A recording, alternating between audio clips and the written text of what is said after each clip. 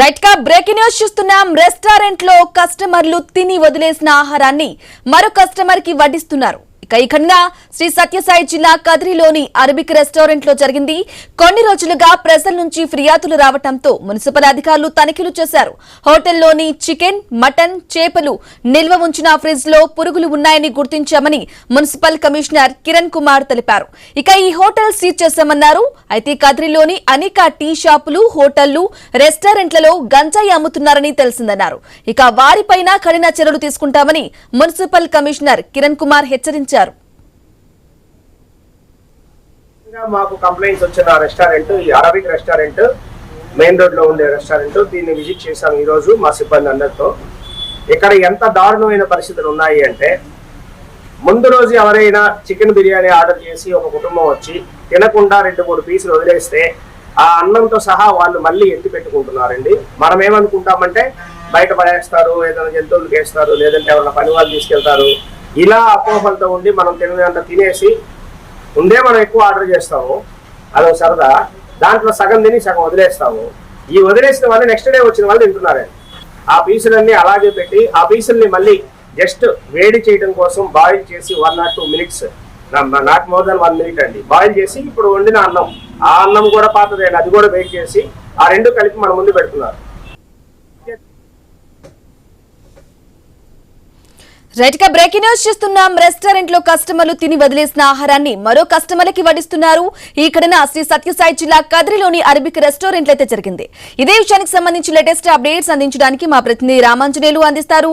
రామాంజనేయులు, చెప్పండి. ఇంట్లో వంట తిని బోర్ కొట్టి రెస్టారెంట్లకు వెళ్తూ ఉంటారు చాలా మంది. ఈ నేపథ్యంలో ఇటువంటి ఘటనలు ఏ విధంగా చూసుకోవాలంటారు? అప్డేట్స్ ఏంటి రామాంజనేయులు?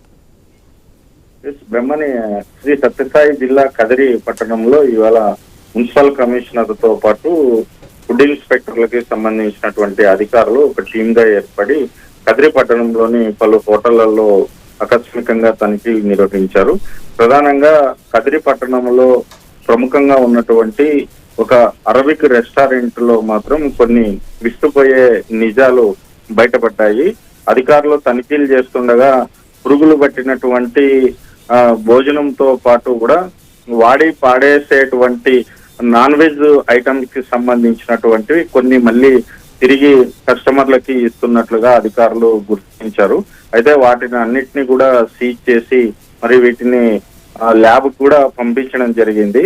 ఇట్లా జనం అంటే కస్టమర్లు రెస్టారెంట్లకు వచ్చేటువంటి కస్టమర్లకు ఇట్లా అంటే ఫుడ్ పెట్టడం వల్ల జరిగేటువంటి అనార్థాల పైన అధికారులు మరి హోటల్ యజమానికి కూడా మొత్తం అక్కడ ఉన్నటువంటి మరి ఆహారాన్ని అంతా కూడా తనిఖీ చేసి సీజ్ కూడా చేయడం జరిగింది.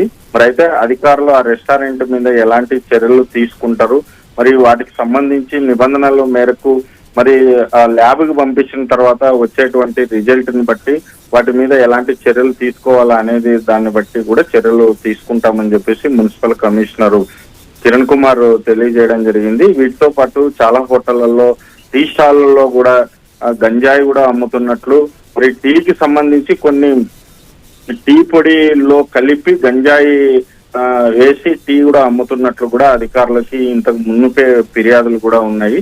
ఆ ఫిర్యాదుల మేరకు ఇవాళ ఆకస్మికంగా విస్తృత తనిఖీలు చేశారు.